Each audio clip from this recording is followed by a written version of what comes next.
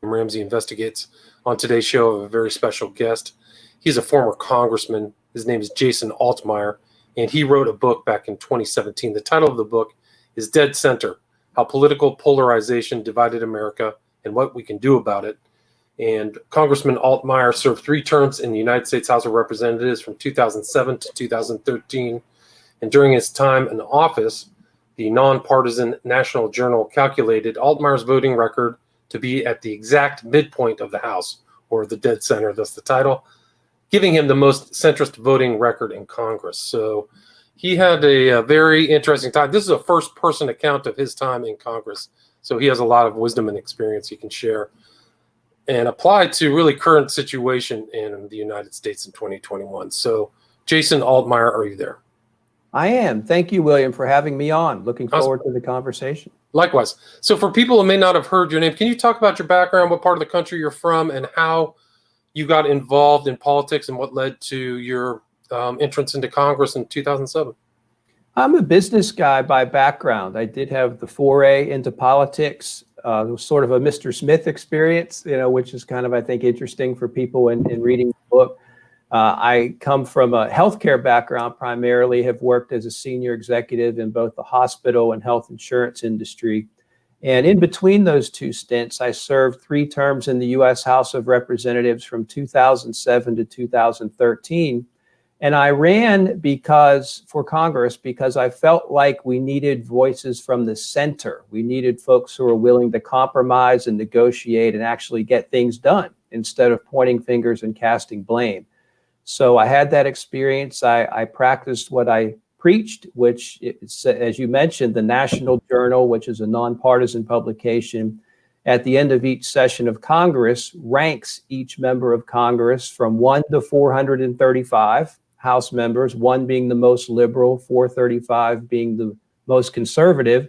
My voting record placed me at number 218, which, as you mentioned, is the exact midpoint of the House. So I worked with both sides. I voted about half the time on significant issues with Democrats, about half the time with Republicans, and had a very good experience. And in the book, I tell the story about what it's like to be a centrist in the current polarized environment. But I think more importantly, it has a lot of academic research in there, studies related to how partisans think, how they react in different circumstances, group dynamics forcing people to the extreme, the role of social media and the cable news and things like that on the thought process of people, the idea of the algorithms that sort information, how they filter out to partisans, and how a partisan, for example, reacts when they are proven wrong, when you provide them with evidence that conclusively shows their point of view is just factually inaccurate,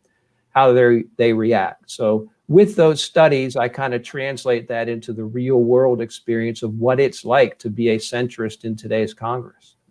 Right. And you, even your entrance, you came in on a wave of a lot of kind of centrist or moderates, and were not really expected. I mean, according to what you said in the book, your initial interest in getting into Congress was not, it didn't look like a simple ride. Is that correct? I ran against an incumbent, somebody who was popular, had won her previous 2 races by about 30 points each. I was a Democrat, again, a centrist, but I ran as a Democrat in a pretty Republican-leaning district. President Bush had won the district by 9 points the cycle before I ran, and President Obama ended up losing the district while I was in office by 11 points. And in that same election, I, as a Democrat, won the seat by 12 points. So I think I showed that I could translate, my message translated across party lines, which again is interesting in the current environment when you are strongly discouraged from working with the other side. If you're a member of Congress who's labeled as being willing to compromise, that's viewed by many as a weakness, as somebody who doesn't have a backbone. You're not willing to stand up for the party simply because you're willing to cross the aisle and think about issues in a bipartisan way. And that, I think, is one of the most unfortunate aspects of the current Congress is both sides strongly discourage their own members from working with the other party. And can you talk about that, what that experience was like being in Congress and what the dynamics were to prevent compromise? Because there's a lot of factors involved with that.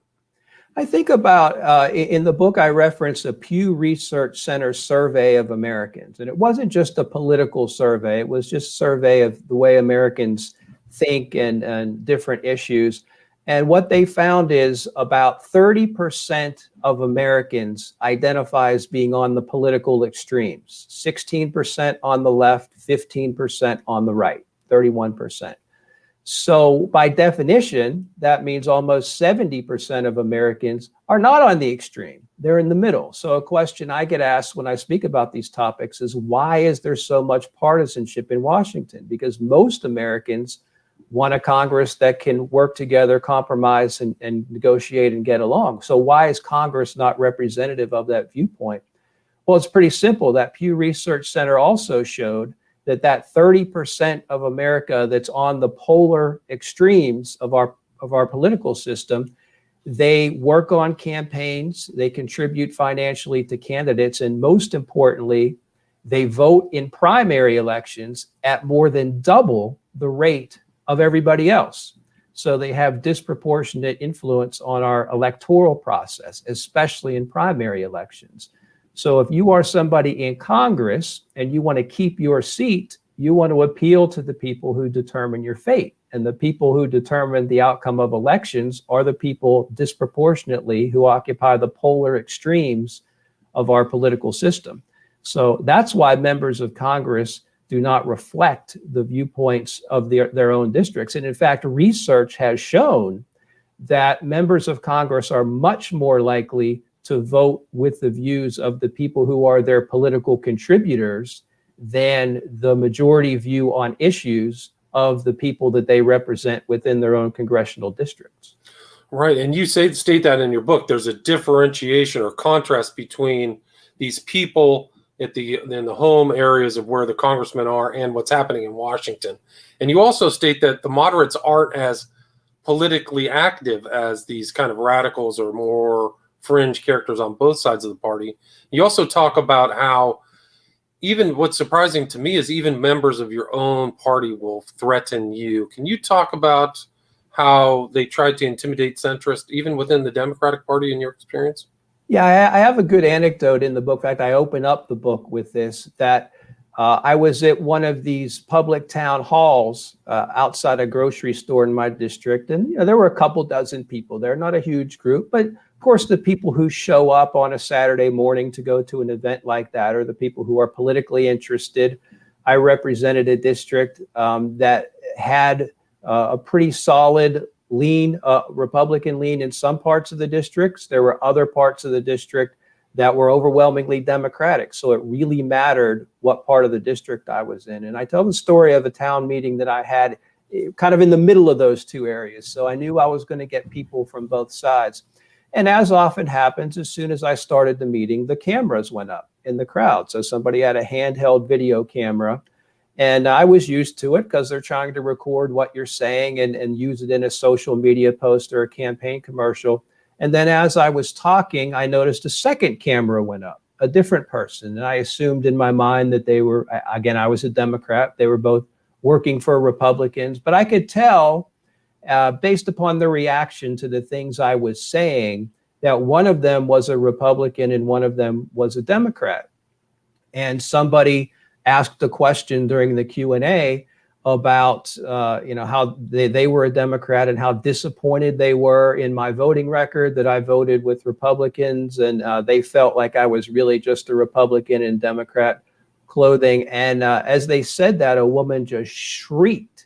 And she turned towards that person and said, "What do you mean? That everybody knows he's just a lapdog for Nancy Pelosi." And then they turned towards each other and started to scream at each other, both claiming that I was a traitor to their own cause, that I was on the opposite side. So, and of course, the rest of the crowd started to laugh. And I just think that is the perfect anecdote for somebody. When you try to be in the middle, people don't remember the times you were for them. They only remember the times you were against them, which in my case was about half the time for both parties. So it's very difficult to survive politically in a district where that becomes your reputation. Right. And like you said, there was like outright things. There's a Club for Growth that was on the right, and then we will replace you.org. So there's even elements within both parties that if you're too much, compromises treason. If you talk too much to the other people, we're going to get a hardliner in, right? That's exactly right. And I speak about these topics around the country. And I remember, now that you say this, it's funny. Recently, I was speaking at the University of Florida, and I had somebody approach me afterwards, and we sat down and talked. And he runs or ran, I don't know if it's still in operation, but he ran a website called Fire Your Congressman. And his idea was that they would go into competitive districts all around the country, regardless of party. And he believed that we just needed to turn over the people who were in Congress. And he was telling me, his idea. He was saying to me, "We'd love for you to run in the district that you run in. We don't like this current congressman who's there." And I said, "Well, I kind of like the congressman who's there, and I'm not interested in doing that. But I have a question for you. Let's say I did run and I won, and now I'm your congressman, but your organization is Fire Your Congressman. What would be your point of view towards me at that point?" And he said, "Well, then we'd have to take you out." And I said, "Well, I don't find that to be appealing." But that just goes to show you that, you're going to run into all kinds on the campaign trail. When you talk to political activists, they're going to come with their point of view. But most often, it's my experience just personally in having been a politician and represented a equally divided district. But the research also shows that most people do not think about politics on a daily basis. They're worried about who their college alma mater is going to play on the football field this week, what time church starts on Sunday, what their activities are for their children, or what their work schedule looks like. And I have found that the people who think about politics on a daily basis, who wake up wondering what their congressman is going to do in Washington, they more often than not have an unhealthy obsession with politics. And they come from a viewpoint from the extreme. And here again, if you're trying to represent the center, if you're trying to be moderate and compromise and get along, it's going to be very difficult to win the support of those kind of people. And unfortunately, those are exactly the people who vote disproportionately in primaries and contribute to candidates. So the reason we have such a polarized Congress and political system today is specifically because those are the people who determine the outcome of elections. Right. I mean, and you definitely encourage more voter activity from the populace of America in general. And I think that something's really going to change, hopefully soon, that more people really do kind of take note. You mentioned that I think it was James Madison and Alexander Hamilton warned in the Federalist Papers about factions. Can you kind of expand upon how this factionalization has become entrenched in D.C.? Boy, were they ever proven right. And Washington, of course, spoke about it as well in his farewell address very famously. And we have evolved into a two-party system. And there's nothing wrong with that. The problem is we've evolved in a way now that we view the other party as the enemy, as though instead of we're all Americans, we have different points of view, and looking at it in the same way that you would sit at the bar, maybe arguing about your favorite sports team. You actually view somebody who's of the other political party as somebody who does not have the best interest of the country at heart. And when you believe that, and when you surround yourself with people who think exactly like you do, and when your social media feed is filled with people who come from the same viewpoint, you don't have an understanding that there are people with legitimate concerns, with legitimate differences of opinion. And if you're a member of Congress, approximately 380 of the 435 congressional seats in the country today are drawn in a way that they're overwhelmingly partisan, solidly blue or solidly red. So when those members of Congress go to Capitol Hill and they see a colleague who comes from a different type of district that holds a different point of view, it's astounding to that member because they've never seen anyone in their own district that believes that. They don't know anybody who holds that same point of view. So therefore, this other person must be out of touch or crazy, because districts are drawn in a way that you're just not exposed to those other points of view. And again, your social media feed, your Facebook page, it's filled with people who think exactly like you do. It makes you more willing to believe that anyone who has a different viewpoint is either crazy or ill-informed or just out of touch with reality. And that makes it very difficult for any type of negotiation to go on in the political system. And you also mentioned the media is also very important. So it's not just social media, but the media too. Can you talk about how the current media offerings have also enhanced polarization?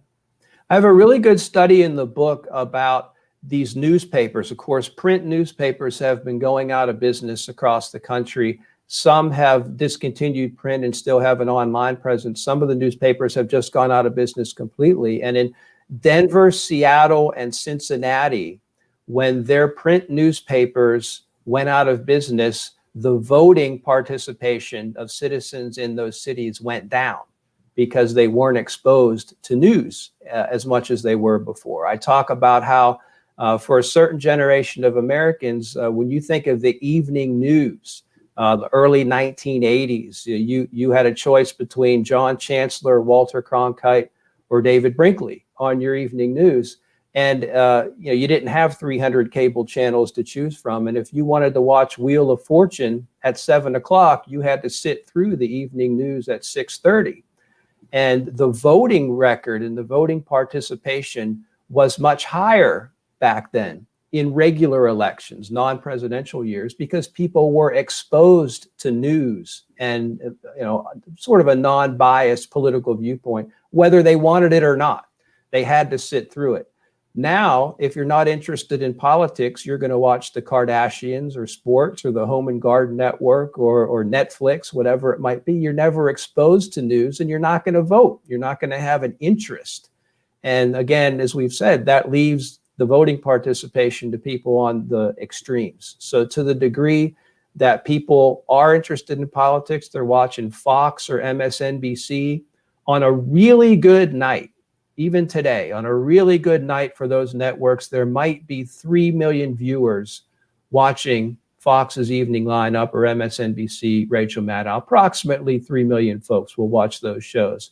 We're a nation of 230 million voters, voting age citizens. So those 3 million people are clearly not representative of the country as a whole. But again, they're the ones who are politically active. They're the ones who are driven to action by what they're seeing on the TV. And that helps stir the partisanship that we see every day. And you also kind of add in your book, another element was kind of the ignorance of the American populace about the political system. I had another guest on, we're talking about kind of local politics and how people should get involved in that. I mean, some of the statistics are pretty scary. Can you talk about that? I love that. I think that's my favorite section of the book. I talk about these surveys of Americans that demonstrate how ill-informed most Americans are about just everyday history and civics and politics. And for example, the National Constitution Center in Philadelphia did a nationwide survey of Americans about the Revolutionary period. And the first question was, do you think you could pass a quiz about standard issues related to the American Revolution, just factual answers? And 89% of the people said, yes, I absolutely could. And then they were given the test, regular questions about the revolution. 83% failed to get even half the questions right. There was a survey that was done of Americans where they showed 75% of Americans don't know how many U.S. senators there are. They don't know how long a U.S. senator's term is. More than 3/4 of Americans. That same survey showed that half of Americans could not say in just a yes or no question correctly that Herbert Hoover was a United States president. About half the respondents said no, he was not. Twice as many Americans can name 2 characters on the Simpsons program rather than 2 rights guaranteed under the First Amendment of the Constitution. C-SPAN did a survey of Americans on the Supreme Court, where they asked over 1,000 people to name as many members of the Supreme Court as they could. And half of Americans could only name 1 or 0 members of the Supreme Court. And of that survey of over 1,000 people, none, 0, could name all 9. Now, there are certainly some in America who can name all 9 Supreme Court justices, but in this survey, none could rank all 9. And this has a public policy implication, because you also find in research that the people who know the least about a subject are often the people who have the most confidence in their own opinion. And this is what you run into in politics. I think my favorite study of the dozens of studies I talk about in the book is a University of Illinois study on welfare reform, which had really difficult questions. And it was the same deal. The first question was, do you think you could pass a survey of the basics of welfare in the country? And the people who said yes were the people who scored the worst on the test. And the test was, how long can you be on welfare? What's the income threshold to qualify? How many members of your family can be on it? How many years can you be on welfare programs before you're kicked off? Really difficult questions that most people would not know. So it's not a surprise that only 3% of the people who took that test got even half the questions right. But what the conclusion was of the authors, which showed the people who scored the worst on that test were the people who were most confident that they knew the most about the subject, which they knew nothing about. And unfortunately, in politics, those are also the people that are driving the politicians towards the extreme. Right. And I mean, one of the great aspects of the book is how many social science experiments and things about people and their decision making are in the book. One of the fascinating one was the one done by Yale University law professor Dan Kahan, and how people, even with, I mean, maybe you can talk more about that, but even when they're applied with terms that they will not accept factual things that are presented in front of them if their biases are that strong. Maybe you can explain that in greater detail. Yeah, there was a lot of research that was done about how you change somebody's mind, especially somebody who's just factually incorrect about their viewpoints. And there was a lot of interesting ones, but I think the most interesting was the people who you confront with this evidence. Here's the facts about this issue that you feel so strongly about. Your opinion is just factually incorrect. People are more likely to dig in rather than come over to your side and say, you know what, I never thought about it that way. I agree, you're right. That doesn't happen. People are more likely to become more entrenched in their wrong viewpoint because they don't like the fact that they're being challenged. And there was talk about how you can change somebody's mind. The only two ways where research has shown partisans will change their mind. One is if somebody from their own political ideology, somebody who they trust, changes their position.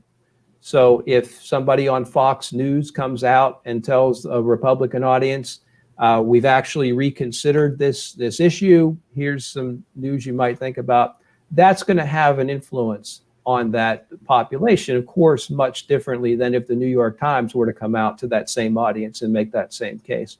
But I think a really interesting one was they gave people who were self-identified as partisan information to read about issues. And they found if they changed the font, just the size and the look of the font, and made it more difficult to read, people had to stop and take a step back and maybe read something 2 or 3 times and really think about what they were reading. And they found that folks at the end of that were more likely to consider other points of view than if it was regular font and they just breezed their way through it because they're probably thinking about other things they've already made up their mind. So I don't know exactly how to translate that into politics, but it's very interesting that if you can force someone to step back and really think about the arguments that they're hearing on the other side, it does make a difference in their willingness to accept other points of view. Right. So, I mean, I really think it's important. Like, a lot of these people are definitely, they call it an echo chamber. I would say it's almost a wind tunnel of their own. It's like a reflection of their own from both the right and the left, I would say. And you actually, there were some studies you said where people are actually getting dopamine rushes from some of these their involvement in these groups. Like they're literally getting a kind of a Pavlovian response or something like that, right? Yeah, partisanship gives you a hit of dopamine. They put people, this is a really interesting study too, they put people under an MRI and they studied their brain waves while they were viewing political material. And they found that they used interesting setups so that they showed a politician who was of the same mindset of the person under the MRI, and they show them in a really bad position. Just making a statement that doesn't make sense, doesn't have factual evidence, really makes them look bad, and they study the brain waves. And then they show the same scenario with the opposing politician in the bad position. And the person under the MRI in that case is gleeful. They're happy that the other person has made these statements, often misstatements. And then they show the evolution of what happens. Then the person apologizes and maybe even changes their point of view at the end, and the way the brain reacts as these different things are happening. And what it does show is when your political affiliation looks good and when your opponent is being damaged politically by statements that they're making, your brain will give you a hit of dopamine because you're just so joyful that the other side has been politically damaged.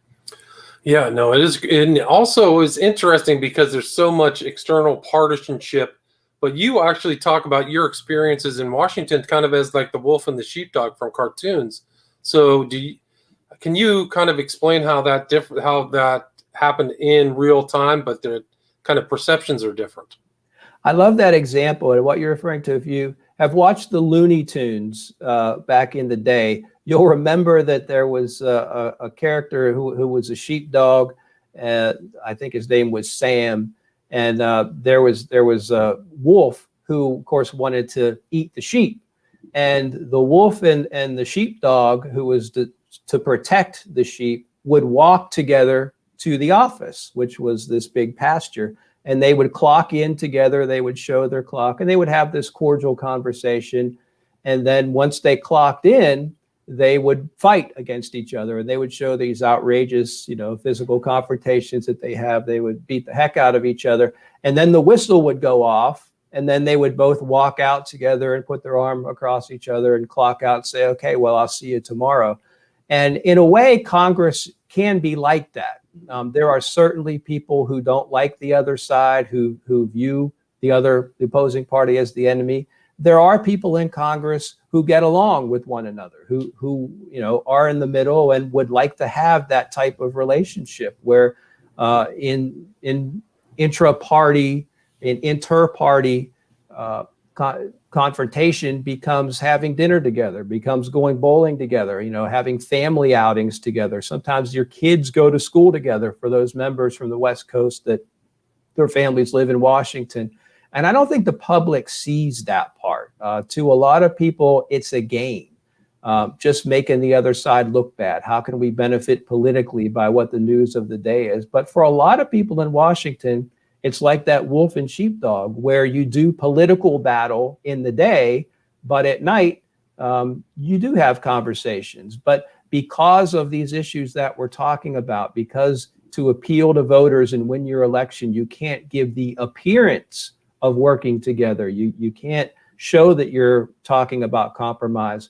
That personal relationship that you have of trust and your families having dinner together and getting to know one another, you can't show that publicly because you're discouraged and they will run a primary against you. So I think we need to find a way to translate those relationships that do occur between the parties and between the individuals that serve together and share this common experience of being in the House of Representatives and the Senate, and translate that into allowing them to publicly work together and not be penalized for it.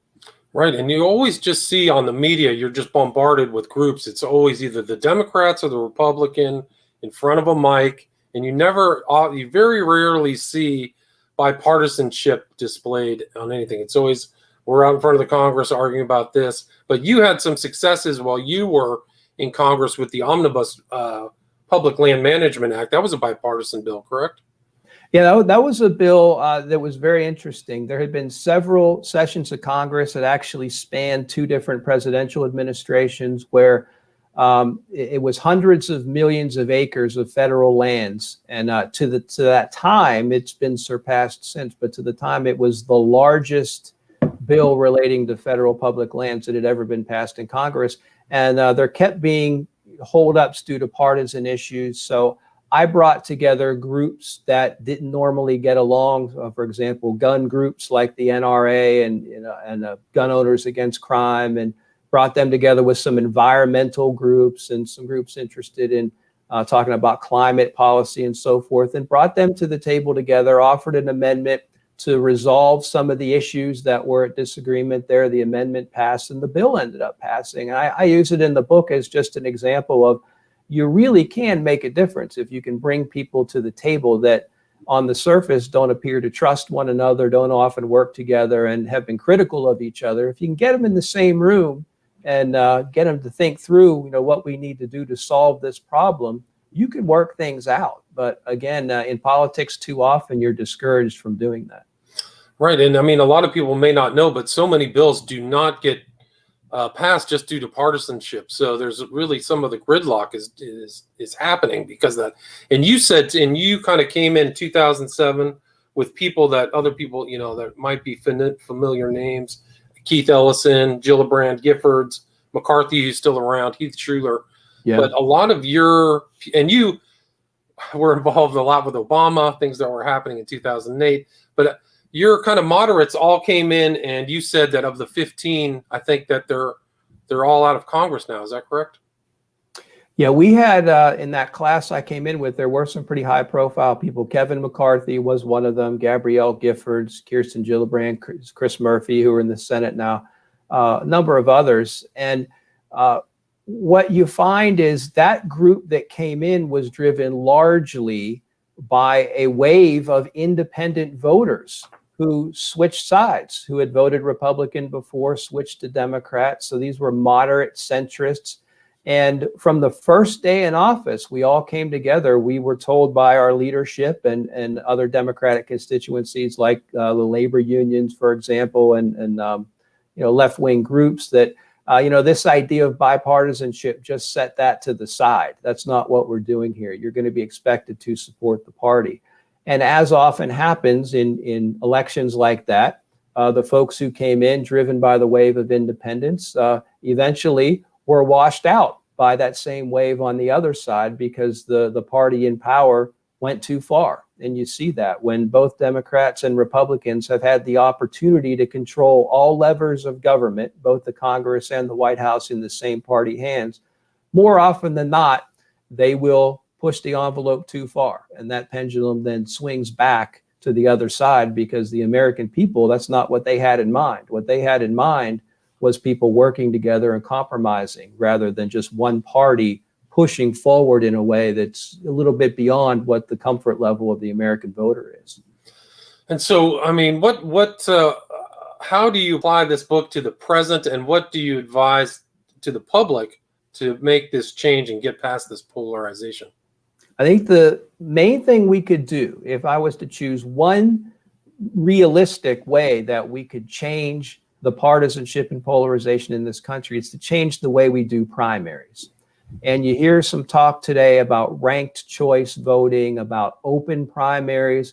And in both of those scenarios, all candidates, regardless of party affiliation, are on the same ballot together in the primary. Republicans, Democrats, Greens, Independents, Reform Party, whatever it might be, they're all on the same ballot. And subsequently, all voters, regardless of party affiliation, show up in that same primary and they vote. And in a ranked choice system, they rank them from, let's say there's 6 candidates from 1 to 6. And in an open primary, the top 2, or some would say top 4 maybe, would go on to the general election. And then the idea there is that neutralizes the power of the extremes. Because when you have a closed primary system, as I've described, when the people who are the most polarizing voters our nation has to offer vote at twice the rate of everybody else, they have disproportionate influence. And if you're on the ballot, you know to win, you have to appeal to the far extremes within your own party. But if you're in a primary that's an open primary where all voters are voting, regardless of the mechanism, how those votes are counted, if you want to win and you only appeal to your own narrow partisan base in that type of system, that's not a formula for success. You're going to be defeated. To win, you're going to have to appeal not just to your own base, but to more moderate voters within your own party, to independents in the center, and even to voters on the other side. And I think, in Maine, you saw that with Susan Collins, Senator Collins. She was polling behind. She was viewed to be very vulnerable as a candidate. But what ended up happening in the ranked choice system was the folks who had her ranked second, maybe had a preferred candidate from the left or the right, Susan Collins was their second choice. And what ended up happening in that is that she ended up being the preferred choice of a majority of voters in Maine. You've seen that in other races too. And in open primaries, Louisiana and California have those systems. You find that the candidates who win are more willing to work together. Their rhetoric changes, the way they speak about issues, their voting records change and become more moderate.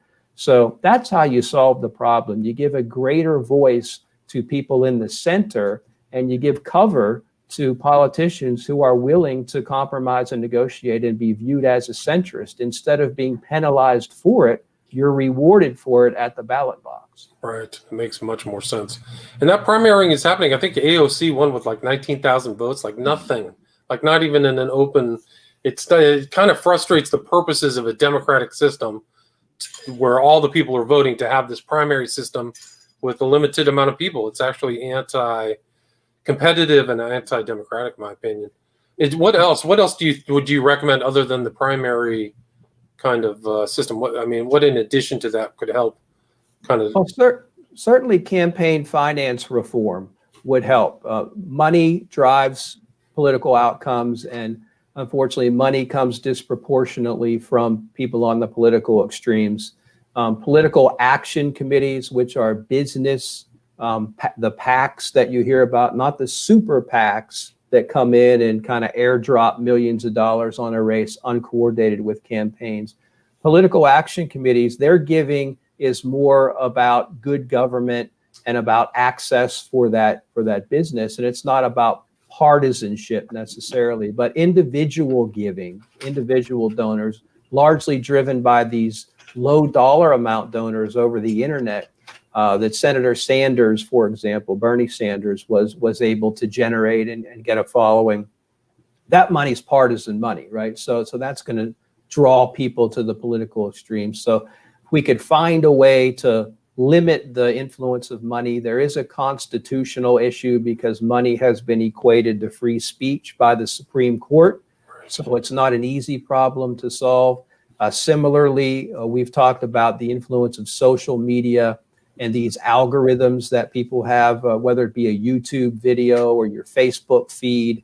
And if you watch, for example, on Facebook, a feed that says 9/11 was an inside job, or that the Kennedy assassination was